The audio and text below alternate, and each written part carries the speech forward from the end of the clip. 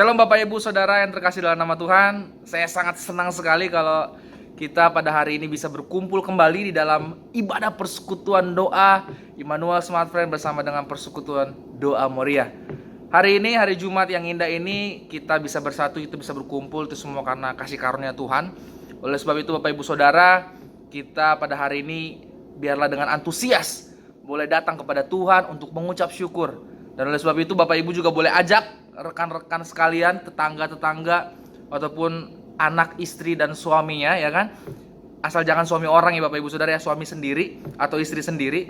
Dan kita boleh sama-sama menikmati hadirat Tuhan yang hari ini akan kita rasakan. Percayalah, kita datang dari segala lemas, dari segala sakit, dengan segala pertanyaan-pertanyaan, kita pasti akan mendapatkan jawaban, pemulihan, kesembuhan setelah ibadah ini. Amin Bapak Ibu Saudara. Haleluya. Nah, dan yang gak kalah penting Bapak Ibu Saudara, buat setiap Bapak Ibu Saudara yang ingin memberikan persembahannya, Bapak Ibu Saudara bisa langsung aja lihat nomor rekening yang terlampir di setiap grup persekutuan doa masing-masing. Nah, Bapak Ibu Saudara bisa langsung kasih aja persembahannya.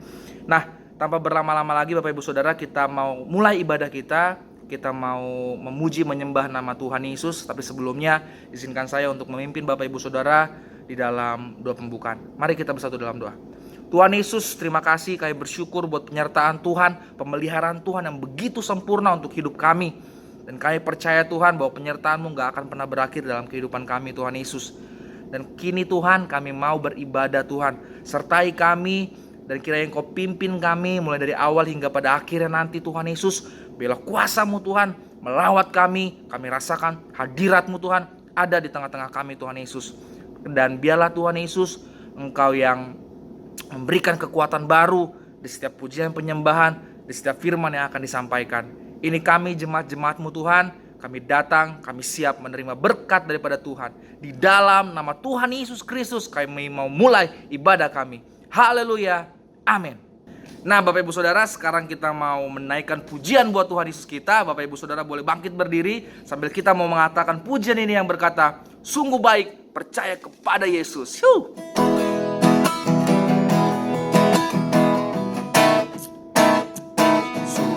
Baik percaya pada Yesus,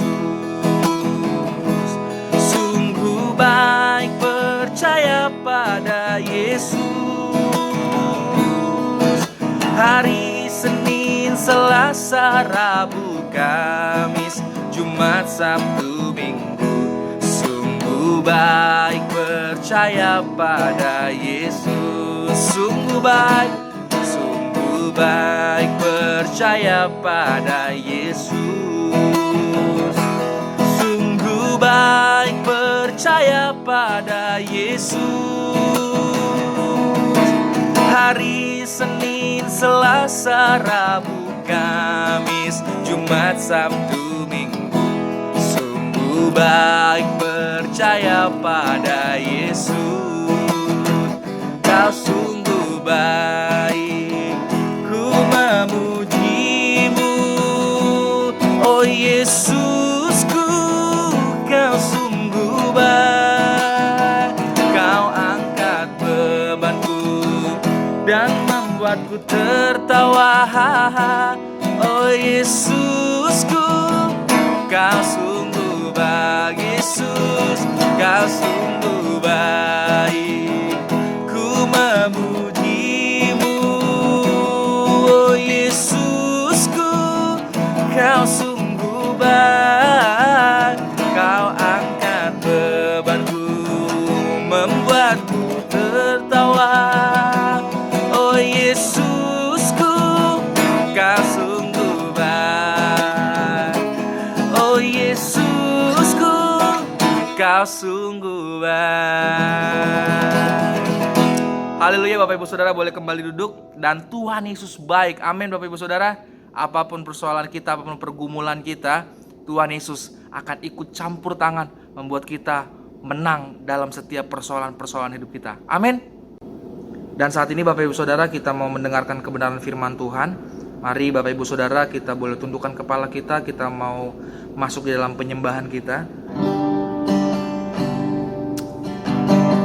Kita mau bilang sama Tuhan, bahwa Tuhan Yesus Kau sungguh baik. Nama-Mu begitu indah Tuhan, sehingga sesulit apapun persoalan hidup kami Tuhan Yesus, oleh sebab nama-Mu Tuhan, kami boleh semangat, kami menjadi kuat. Dan biarlah dalam setiap kehidupan kami Tuhan, kami mau mengandalkan Tuhan Yesus, sebab ada kemuliaan di balik setiap persoalan-persoalan kami Tuhan. Hanya Engkau Tuhan yang kami andalkan, hanya Engkau lah harapan kami Tuhan Yesus. Oh, terima kasih, kami bersyukur Bapa, memiliki Engkau, memiliki-Mu Tuhan. Haleluya. Oh. Bersama dengan saya kita mau angkat pujian ini. Yesus Kau sungguh baik. Yesus Kau sungguh baik. Yesus nama-Mu indah. Yesus ku cinta Kau selalu, ku tinggikan, ku agungkan selamanya. Yesus Kau sungguh baik. Yesus nama-Mu indah.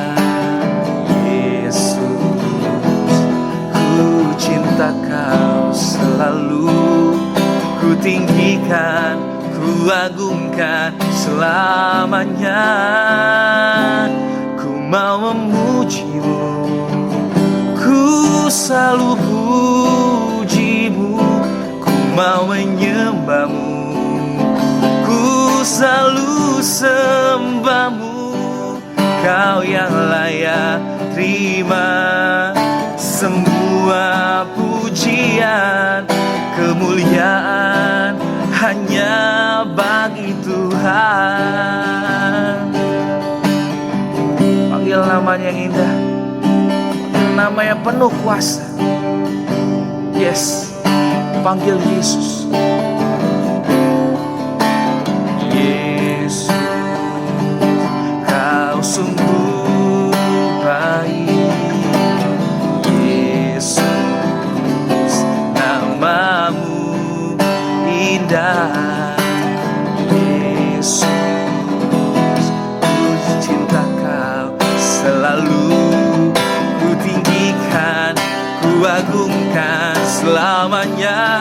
Ku mau memuji-Mu, ku selalu puji-Mu. Ku mau menyembah-Mu, ku selalu sembah-Mu. Kau yang layak terima semua pujian, kemuliaan hanya bagi Tuhan. Ku mau memuji-Mu, ku mau memuji-Mu, ku selalu puji-Mu. Ku mau menyembah-Mu, ku selalu sembah-Mu. Kau yang layak terima semua pujian, kemuliaan hanya bagi Tuhan. Semua kemuliaan dan keagungan tertuju padamu, Tuhan dan Rajaku. Segenap jiwa dan nafasku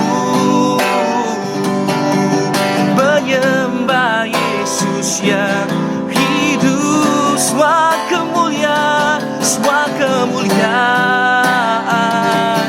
dan keagungan tertuju padamu, Tuhan dan Rajaku. Segenap jiwa dan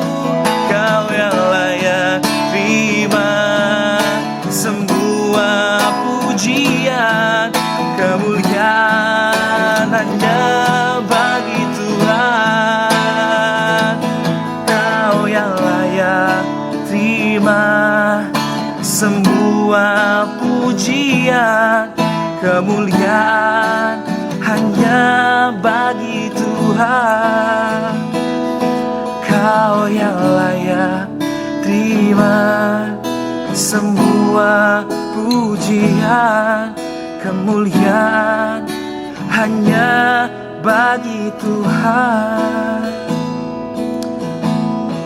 Yes, benar Tuhan Yesus, segala kemuliaan hanya bagi nama Tuhan. Dan saat ini Tuhan, kami mendengar suara-Mu, berfirman-Lah Tuhan, kami sudah siap mendengarkan-Mu. Di dalam nama Tuhan Yesus Kristus. Haleluya. Amin. Shalom. Puji Tuhan. Selamat kita berjumpa di dalam kasih Kristus. Saya menyapa pertama PD Moria Sinarmas, dan yang kedua Persekutuan Doa Immanuel Smart Friend.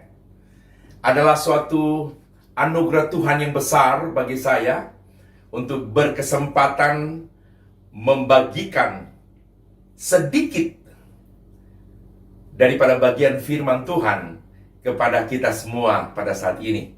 Setelah sekian lama kita tidak berjumpa, seingat saya 2017, kalau tidak salah, saya terakhir ke Jakarta dalam rangka tugas pelayanan saya di sana, di mana setiap bulan waktu itu, seingat saya, hampir setiap bulan ada satu kali saya berkhotbah di Sinarmas. Dan kalau sekian waktu kita terpisah, tidak saling menyapa satu dengan yang lain, namun pada saat ini Tuhan perjumpakan kita kembali. Saya percaya ini bukan satu hal yang kebetulan, tapi ini merupakan suatu rencana Tuhan yang agung untuk kita semua. Dan saya selalu berkata bahwa di setiap kali saya dipercayakan menyampaikan satu kebenaran firman Tuhan, saya tidak pernah menganggap itu sebagai satu kebetulan belaka, tetapi bagi saya itu merupakan satu kesempatan dari Tuhan untuk saya menjadi berkat bagi siapapun di mana Tuhan mempercayakan saya melayani. Dan khusus pada hari ini buat PD Moria Sinarmas dan juga PD Immanuel Smart Friend. Baik, puji Tuhan, saya ajak Bapak Ibu kita berdoa sejenak. Terima kasih banyak Tuhan buat kesempatan yang Engkau berikan pada saat ini untuk kami secara bersama dapat menyampaikan, mendengarkan suara-Mu lewat firman-Mu. Kami percaya ada sesuatu yang Engkau ingin sampaikan melalui kebenaran firman Allah kepada setiap kami yang ada pada saat ini.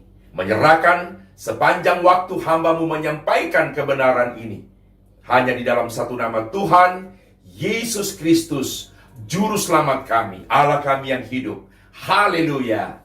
Amin. Puji Tuhan. Saya akan menyampaikan satu kebenaran firman Tuhan yang saya beri judul Memahami Rancangan Tuhan. Dengan tidak berlama-lama, saya mengambil satu bagian firman, ada 2 ayat yang saya akan bacakan. Bapak Ibu bisa membaca ya di Alkitab, di handphone atau di tab saudara. Yesaya 55 ayat yang ke-8 dan ayat yang ke-9. Demikian firman Tuhan. Sebab rancanganku bukanlah rancanganmu, dan jalanmu bukanlah jalanku. Demikianlah firman Tuhan. Seperti tingginya langit dari bumi, demikianlah tingginya jalanku dari jalanmu, dan rancanganku dari rancanganmu. Demikianlah firman Tuhan yang saya bacakan. Puji Tuhan. Di dalam 2 ayat yang sudah sama-sama kita bacakan, terdapat 2 hal. Nah, apakah 2 hal yang terdapat di dalam 2 ayat tadi? Yang pertama, rancangan Tuhan di dalam hidup setiap orang yang percaya. Sekali lagi, yang pertama rancangan Tuhan di dalam hidup setiap orang yang percaya. Dan yang kedua, perbedaan rancangan Tuhan dengan rancangan kita. Manusia secara spesifik, rancangan kita orang yang percaya. Nah, kita semua mengerti bahwa setiap orang, tidak peduli siapapun juga, tentunya dalam tanda kutip, yang saya maksudkan setiap orang adalah kita yang, kalau saya mau ambil standar akil balik, sebab ada kehidupan yang masih kanak-kanak, keberadaan mereka masih tergantung 100% kepada orang tua. Tentunya tidak masuk di sana. Tetapi bagi kita yang sudah akil balik, saya percaya semua kita mempunyai rancangan. Tidak ada satu yang tidak punya rancangan, ya. Nah, yang membedakan ada dua. Jadi rancangan pasti punya, tetapi dibedakan oleh dua hal. Nah, apa yang membedakan rancangan satu pribadi dengan pribadi yang lain? Yang membedakan pertama adalah versi daripada rancangan itu. Yang kedua, porsi. Apa yang dimaksudkan dengan versi? Versi itu berbicara tentang bentuk atau macamnya rancangan. Kalau porsi itu bicara tentang besar kecilnya rancangan itu. Saya punya rancangan tertentu dalam hal keluarga. Nah, Bapak Ibu punya rancangan di dalam usaha, di dalam pekerjaan, dan sebagainya. Itu versinya. Kalaupun rancangan kita sama, terkait dengan keluarga, maka yang membedakan adalah porsinya. Rancangan saya mungkin terlalu besar, tapi ada yang punya rancangan, ya tidak seperti saya. Jadi intinya, semua punya rancangan, tetapi dibedakan dengan versi dan porsinya. Puji Tuhan. Saudara yang saya kasihi di dalam Tuhan, di dalam realita, ada rancangan yang terwujud. Ada rancangan yang terjadi. Ada rancangan yang terrealisasi. Tetapi di sisi yang lain, ada rancangan yang tidak terrealisasi atau tidak terwujud. Bagi orang yang rancangannya terrealisasi, tentunya bahagia, sukacita, ya kan? Senang, ya. Tentunya ada ekspresi-ekspresi ketika rancangannya terjadi. Kalau misalnya ada orang Jawa, adakah di sini orang Jawa? Maka dia akan berkata, lo apa itu lo sewenangnya minta ampun. Soalnya rancangan kok itu terjadi. Itu dialeknya orang Jawa. Nah, bagaimana kalau seandainya ada di antara Bapak Ibu yang dari Medan, dari Batak sana? Kalau saya, tampang saya katanya lebih cenderung orang bilang Batak ketimbang dikatakan saya orang Sangir gitu ya. Nah, orang Batak bilang begini, hatiku senang sekali sekarang ini. Kenapa? Karena apa yang kurancangkan terjadi.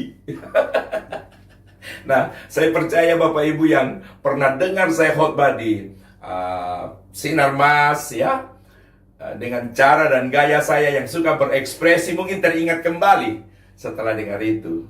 Nah, bagaimana kalau seandainya orang Ambon? Adakah orang Ambon di tempat ini pada saat ini? Orang Ambon kalau dia mengekspresikan ketika rancangannya terjadi, paling beta pun hati senang betul. Orang tanya, kenapa? Ale pun hati senang. Dia bilang, karena beta pun rancangan terjadi semua. Itu kalau orang Ambon yang berkata. Nah, bagaimana kalau orang Manado? Kalau orang Manado, sepanjang yang saya tahu, orang Manado paling ekspresif di dalam menyampaikan sesuatu. Kalau tadi dari Batak, dari Ambon, dari Jawa sebatas itu, kalau orang Manado bisa lebih panjang lagi. Udah, tapi hati dang, so ditambah bilang gimana nih dia? Orang bilang, Emangnya ada apa? Kebetulan yang tanya Jakarta, kenapa emangnya? Ada apa? Ada apa? Gitu. Bro, karena mau tanya, tapi hati ini Sonin tahu mau bilang apa. Kalau ini hati boleh kasih keluar, kasihan. Sonin tahu dia mau bilang apa. Pokoknya apa yang kita rancangkan jadi kok semua. Nah, itu kalau orang Manado yang bilang. Kalau seandainya orang Madura, ini dia. Ini mungkin yang ditunggu-tunggu. Yang pernah dengar saya bikin logat Madura dulu ya. Oh, kalau orang Madura bilang, loh hati saya sekarang ini sangat senang tak? Iya saya. Orang bilang, memangnya kenapa kalau hatimu senang? Dia bilang, loh bagaimana hati saya tak senang? Sedangkan rancangan saya terjadi tak? Iya. Nah, jadi bagi mereka yang rancangannya terrealisasi, pasti senang. Sebaliknya, bagi mereka yang rancangannya tidak terjadi, apa gerangan yang terjadi? Kebalikan dari apa yang saya ekspresikan. Kalau orang Batak bilang, udah dari dulu aku merencanakan sesuatu tak pernah terjadi, maka susahlah hatiku sekarang ini. Itu kalau orang yang rancangannya tidak terjadi. Saya sengaja lepaskan kacamata supaya ekspresi saya lebih lengkap begitu. Orang Ambon sekalipun kelihatan mereka lebih ke arah senang, sukacita berbicara, tapi kalau rancangan gagal, saya yakin lain ekspresinya. Sebetulnya dari dulu beta punya rancangan, tapi hati beta pun hati ini susah terus. Kenapa coba? Karena beta pun rancangan saya nggak ada yang jadi. Orang Nado sudah di dulu tapi rencana. Kita udah bikin rancangan dari dulu. Makin tahu lagi kenapa. Kenapa orang Tuhan dia nggak dengar stop kita berdoa. Mana ini hatinya mau susah. Nah itu. Kalau rancangan tidak terjadi, kira-kira ekspresinya demikian. Nah, saudara, yang tidak terrealisasi pasti susah, pasti gelisah, dan sebagainya itu. Namun saya mau katakan kepada Bapak Ibu, sebagai orang yang percaya, kita harus yakin bahwa semua yang berlangsung dalam hidup kita ini, keseluruhannya berada di dalam pengendalian Tuhan. Jadi semua yang terjadi ada di dalam pengendalian Tuhan. Sehingga saya mau katakan, kita dapat berkata bahwa segala sesuatu yang terjadi mutlak adalah keputusan dan kehendak Allah di dalam kehidupan kita.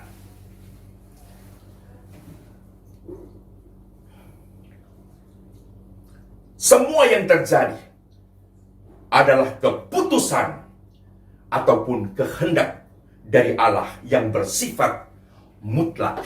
Sebagai orang yang percaya, boleh kita lihat di dalam sebuah ayat Amsal 16 dan ayat yang ke-9. Demikian bunyi firman Tuhan, hati manusia memikirkan jalannya, tetapi Tuhanlah yang menentukan arah langkahnya. Dikatakan di dalam ayat ini, hati manusia memikirkan jalannya, tetapi Tuhanlah yang menentukan langkahnya. Kata memikirkan itu identik atau sama juga dengan rancangan. Merancang, gitu ya, memikirkan, merancangkan. Kita manusia. Tetapi ayat ini berkata, firman Tuhan berkata, Tuhan yang menentukan setiap langkah kita. Itulah yang saya katakan tadi, bahwa seluruh yang terjadi dan berlangsung dalam hidup kita sebagai orang percaya, mutlak adalah rancangan dan kehendak Allah. Artinya kita boleh merancangkan, merencanakan, bercita-cita, tetapi segala sesuatu yang pada akhirnya terjadi, itu adalah keputusan daripada Tuhan. Rancangan Tuhan yang terjadi di sana. Firman Tuhan yang kita baca mengenai manusia memikirkan jalannya, Tuhan yang menentukan langkah, di dalam ayat ini secara lugas, secara tegas dan jelas, sebetulnya Tuhan melalui penulis tentunya menyatakan kedaulatannya terhadap kita manusia yang adalah ciptaannya. Kedaulatannya. Allah kita Allah yang berdaulat. Nah, pengertian Allah berdaulat artinya begini.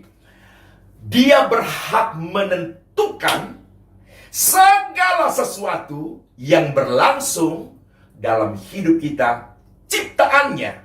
Secara spesifik lagi terhadap kita, umatnya, terhadap kita yang adalah anak-anaknya.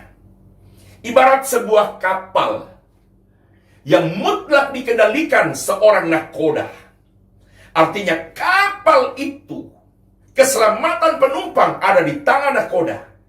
Maka demikianlah hidup kita di tangan Tuhan. Atau katakan saja, kalau kita analogikan, kita gambarkan sebagai sebuah pesawat yang sedang terbang. Seluruh nasib hidup dari penumpang yang ada, itu ada pada pilot. Sepenuhnya. Nah, demikianlah pula hidup kita di hadapan Tuhan. Jadi mutlak hidup kita ada di tangan Tuhan. Di dalam firman Tuhan yang sudah kita baca di awal, di mana Tuhan berkata di sana, rancanganku bukan rancanganmu, jalanmu bukanlah jalanku. Lalu dikatakan ada perbedaan seperti tingginya langit dari bumi. Demikianlah perbedaan rancangan Tuhan dengan rancangan kita, dan jalan kita dengan jalannya Tuhan. Saudara yang saya kasihi di dalam Tuhan, jadi di dalam firman Tuhan yang sudah kita baca itu, kedaulatan Tuhan sangat nyata, bahkan penuh di sana. Yaitu ketika dia mengatakan, rancanganku bukanlah rancanganmu, dan jalanmu bukanlah jalanku. Pertanyaannya begini, ke arah manakah rancangan Tuhan atas kita? Yang saya maksudkan begini Bapak Ibu, apakah rancangan Tuhan itu baik, positif, atau biasa-biasa saja, atau juga negatif, tidak baik, atau buruk? Itu yang saya maksudkan. Ke arah mana rancangan Tuhan? Yeremia 29 ayat 11 menjawab. Demikian firman-Nya. Sebab aku ini mengetahui rancangan-rancangan apa yang ada padaku mengenai kamu. Demikianlah firman Tuhan, yaitu rancangan damai sejahtera dan bukan rancangan kecelakaan, untuk memberi kepadamu hari depan yang penuh harapan.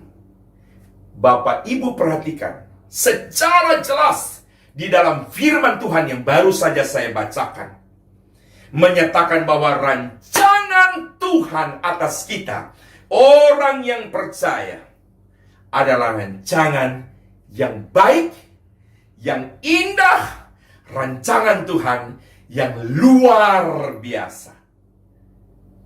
Dia katakan damai sejahtera, bukan kecelakaan. Memberi kepada kita hari depan yang penuh dengan pengharapan. Luar biasa. Terjawab sudah pertanyaannya tadi. Ke arah mana sebetulnya rancangan Tuhan? Nah, saudara, rancangan Tuhan atas kita tadi saya katakan baik. Tapi sesungguhnya saya sudah tambahkan juga tadi, tidak hanya sekedar baik, tapi rancangan Tuhan atas kita, rancangan yang dahsyat, rancangan yang hebat, rancangan yang spektakuler.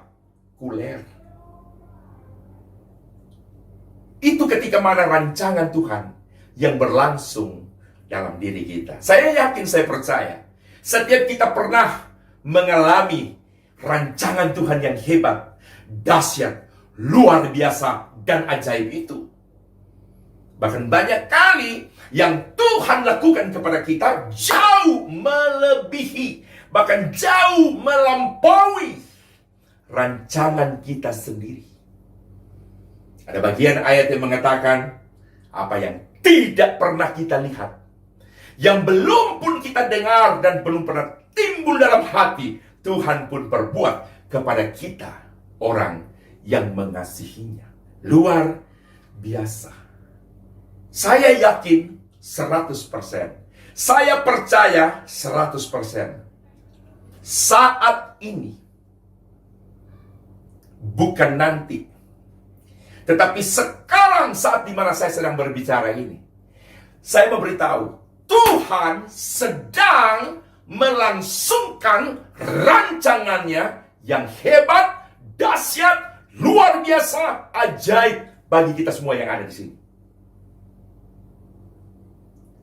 Bukan sekedar melangsungkan, tetapi saat ini pula saya pun percaya Tuhan sedang menggenapi rancangan-rancangan yang sudah kita lakukan beberapa waktu yang lalu, yang sudah Tuhan rancangkan di waktu yang lalu, sekarang sedang digenapi oleh Tuhan.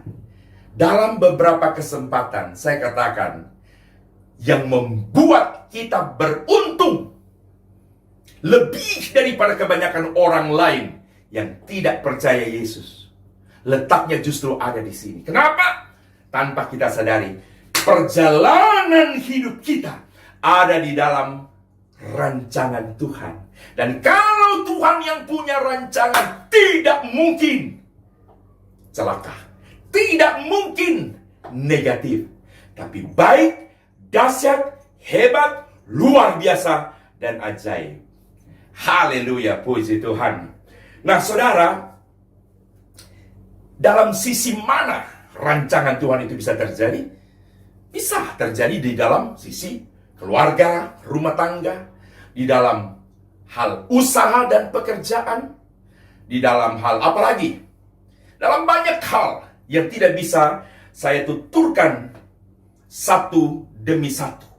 Dalam segala aspek kehidupan kita, rancangan Tuhan ada di sana. Nah, yang dituntut dari kita adalah percaya, tetap percaya, dan berserah penuh kepada Tuhan. Itu yang diminta oleh Tuhan. Sekali lagi, sehubungan dengan kita akan menerima rancangan Tuhan, mengalami berlangsungnya rancangan Tuhan yang dahsyat, yang dituntut dari kita tetap percaya. Yang kedua, berserah. Mengapa dua hal ini perlu ada pada kita? Untuk kita bisa mengalami rancangan-rancangan Tuhan yang dahsyat. Karena ternyata yang namanya rancangan itu adalah bagian dari janji Allah terhadap setiap orang yang percaya. Saya ulang, mengapa kita harus tetap percaya dan berserah? Karena ternyata yang namanya rancangan itu adalah bagian dari janji Allah untuk kita orang-orang yang percaya. Saudara, artinya tidak ada dalam hidup orang percaya yang tidak terdapat rancangan Allah. Tidak ada satu orang pun, dalam tanda kutip di sini, orang percaya yang di dalam orang tersebut tidak ada rancangan Allah. Semua pasti ada rancangan Allah di dalamnya. Nah, saudara, karena itu berusahalah untuk tetap hidup di dalam koridor firman Tuhan. Kalau saya katakan tadi, tetap percaya, berserah kepada Tuhan. Nah, kita buktikan di dalam kita menjalani hidup kita setiap hari. Di dalam Mazmur 1 ayat 1 berkata begini, berbahagialah orang yang tidak berjalan menurut nasihat orang fasik, yang tidak berdiri di dalam jalan orang berdosa, dan yang tidak duduk dalam kumpulan pencemooh.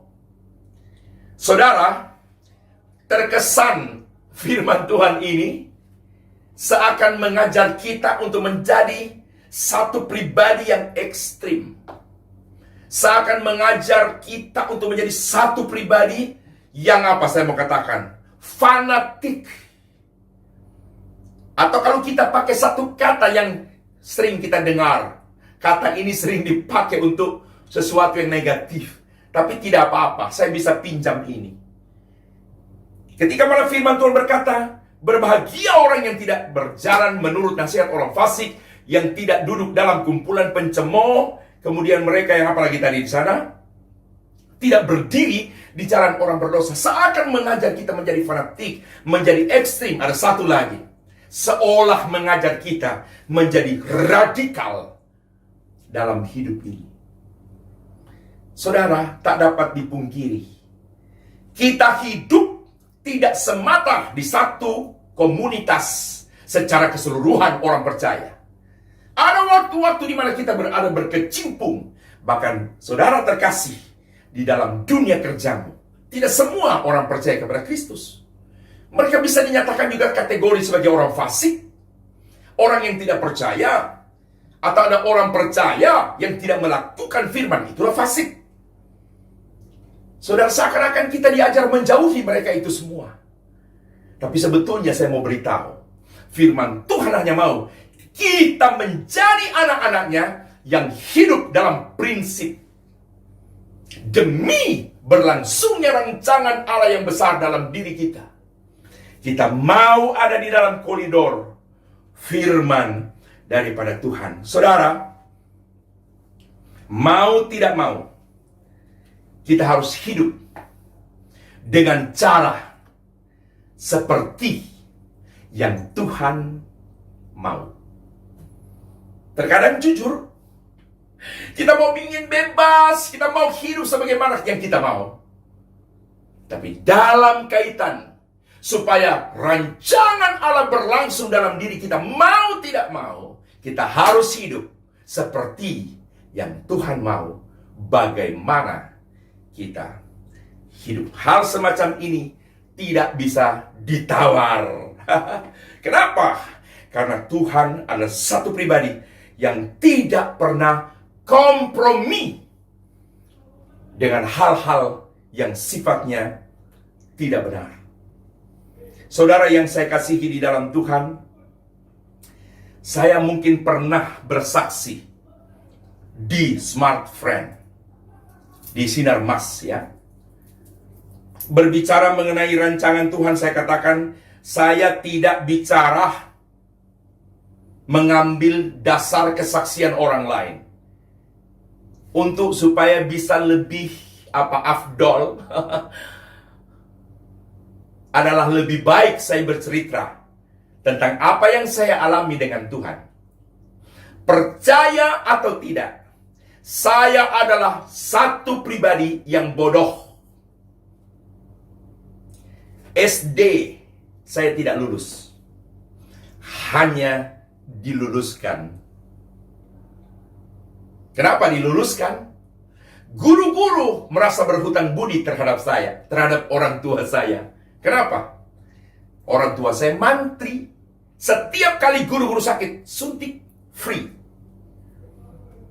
Jadi dengan kebaikan orang tua saya terhadap para guru, maka ketika ujian SD, waktu itu belum ada ujian nasional, saya diluluskan dengan nilai rata-rata, puji Tuhan, 6. Waktu saya masuk SMP, ada satu waktu sekolah SMP yang dimana saya sekolah. Guru tinggal satu. Kok tinggal satu? Yang lain mancing. Mereka tidak masuk mengajar, hanya tinggal satu guru. Makanya ketika dia mengajar di kelas 1, kelas 2 dan 3 main sepak bola. Ketika dia jam berikutnya ada di kelas 2, kelas 1 dan 3 main sepak bola. Waktu dia mengajar di kelas 3 jam berikut, kelas 2 dan 1 sepak bola. Jadi saya ingat baju kita itu berapa kali basah karena keringat, berapa kali kering. Waktu di kelas kering. Begitu kami main, basah lagi. Itu SMP, maaf. Lalu bagaimana kalau saya katakan tidak lulus? Sekolah kami yang semacam itu, ujian di sekolah negeri yang kurikulum selesai. Kami boro-boro, kata orang. Mungkin hanya 1/4 dari kurikulum. Jangankan bicara jawaban, soal saja kami tidak tahu. Bagaimana mungkin bisa mengisi setiap soal di dalam soal ujian akhir. Tapi Tuhan berikan saya hikmat. Karena tidak tahu, waktu itu lebih banyak memilih ABCD. Jadi saya hanya potong 4 kertas. Lalu saya ABCD. Lalu saya kocok-kocok semacam ini. Saya ambil dalam nama Yesus, tak A. Saya coret A. Kalau kocok lagi, dapat C. Herannya, kalau saya mau katakan itu dalam tuntunan Tuhan, ya juga. Karena memang saya tidak tahu. Dan dari sekolah yang datang ujian di sekolah itu, saya nilai terbaik. Hebat juga kan? Jadi bukan lulus karena saya bisa, tidak. Tapi karena Tuhan itu. SMA, saya jurusan IPA. Saya agak sombong sedikit kalau bicara ini. Karena katanya orang IPA itu lebih hebat dari IPS. Tapi IPA saya beda. Mulai kelas 1 pemilihan jurusan saya masuk ke IPA. Itu pun dipaksa oleh guru. Sampai selesai. Rasa-rasanya hampir tidak pernah ulangan ujian jurusan IPA saya itu lalu mencapai angka 6. Kira-kira begitu. Pasti merah semua. Lalu kenapa saya lulus? Puji Tuhan. Ada talenta yang Tuhan berikan kepada saya nyanyi. Sekolah itu saya latih vokal grup. Pokoknya piala berderet-deret. Atas latihan saya latih mereka bisa menang, juara. Walaupun ada tidak juara 1, ada saat di mana kami juara 2 tapi juara 1 lagi. Dengan talenta saja. Jadi saya dianggap mengharumkan nama sekolah kami waktu itu. Diluluskan. Nah, melihat apa namanya itu ya, dari sisi akademi, saya yang semacam itu. Lalu melihat rancangan Tuhan seperti yang Tuhan sudah lakukan sekarang. Saya tidak menyombongkan diri, dijauhkan Tuhan, Bapak Ibu. Mulai tahun 2000, seingat saya, Tuhan sudah mempercayakan saya melayani di berbagai macam denominasi gereja. Di tahun 2000 saja, Tuhan percayakan saya melayani 1 bulan mencapai 45 kali saya berkhotbah, lebih dari jumlah hari. Dan singkatnya saja, hebatnya mereka yang mengundang saya di tahun 2000 sampai hari ini, gereja, persekutuan, kantor-kantor yang sama masih mengundang saya. Hanya tinggal saya saja yang mengatur waktu supaya saya juga tidak terlalu sibuk dalam dunia pelayanan. Lalu saya ke keluarga, saya pribadi dengan Tuhan sudah tidak punya waktu. Dan jadwal dalam seminggu itu biasanya Selasa, Rabu, Kamis, Jumat, Minggu. Selasa, Rabu, Kamis, Jumat, Minggu. Setiap minggu dalam setahun. Itu yang terjadi berlangsung dalam diri saya. Nah, saudara, bukankah ini sebagai rancangan Tuhan yang luar biasa? Saudara, kalau saya melihat di dunia pelayanan, teman-teman saya sepelayanan, maaf, mereka yang punya latar belakang pendidikan, mereka sebagai sarjana-sarjana yang hebat. Tapi Tuhan bisa bawa saya ada di dalam jajaran itu. Dari mana? Apakah saya hebat? No. Tuhanku yang hebat. Yesusku yang hebat, yang ada di dalam saya. Dia yang memberi rancangan yang luar biasa, lebih dari apa yang ada pada saya. Bahkan saya berani berkata, yang terjadi pada diri saya hari ini, itu hal-hal yang sebelumnya belum aku pikirkan. Tuhan sudah mengerjakan. Sebuah kesaksian. Di Surabaya, kami masih masuk kota Madia. Sebuah gereja berdiri di sebuah perumahan Pratama, Wiyung, Surabaya. Kalau Bapak Ibu, mungkin satu waktu saya bisa kirim gambar foto gereja kami. Dalam ukuran kami cukup besar, 16 kali 18 dengan 3 lantai. Lantai pertama kami pakai untuk tempat tinggal keluarga kami hamba Tuhan. Lantai 2 full. Lantai 3 ada tribun depan, kiri dan kanan dan kiri. Puji Tuhan, Tuhan telah memberikan, menganugerahkan kepada kami satu tempat yang luar biasa. Nah, saya mau katakan kepada saudara, itulah rancangan Tuhan. Dari mana? Saya secara pribadi belajar untuk apa? Berjalan tidak menurut nasihat orang fasik. Saya belajar untuk tidak berjalan di jalan orang berdosa. Saya juga belajar untuk tidak ada dalam kumpulan pencemooh. Artinya, saya mau dalam hidup saya melakukan segala sesuatu apa yang menjadi kehendak daripada Tuhan. Tuhan tidak pernah memandang muka. Tuhan tidak pernah membeda-bedakan. Kalau kepada saya Tuhan bisa perlakukan hal ini semua, maka kepada saudara semua juga yang ada pada saat ini, Tuhan mengerjakan perkara yang sama, bahkan tidak menutup kemungkinan Allah akan melakukan satu rancangan yang justru jauh lebih besar dari apa yang Tuhan sudah buat kepada saya. Ingat, Tuhan kita adalah Tuhan yang tak terbatas oleh apapun dan tidak bisa dibatasi oleh siapapun. Memahami rancangan Allah, itu yang menjadi tema firman Tuhan saya hari ini. Mengerti rancangan Allah. Ternyata otak kita terlalu kecil untuk dapat memahami rencana Allah yang terlalu besar. Baru beberapa, mungkin minggu kemarin atau 2 minggu lalu, dalam khotbah saya di gereja kami, saya katakan ada waktunya saya berdiri di depan gereja di waktu malam. Saya dengan HP, saya iseng foto lagi gereja ini. Apalagi di waktu malam, saat dimana semua lampu hidup. Seperti satu bangunan yang bukan seperti gereja bentuknya. Memang saya sengaja buat begitu. Bukan karena takut diketahui orang itu gereja, tidak. Tapi saya belajar untuk lakukan sesuatu yang unik. Saat dimana ada gereja-gereja mereka bangun dengan model seperti ini, lalu ada salib. Saya tidak seperti itu. Saya bangun seperti gedung saja, hanya ada salib di samping. Saudara, waktu saya menyaksikan gedung yang gereja yang Tuhan berikan, saya terkadang berkata, apakah ini benar-benar ada, ataukah ini hanya merupakan sebuah mimpi?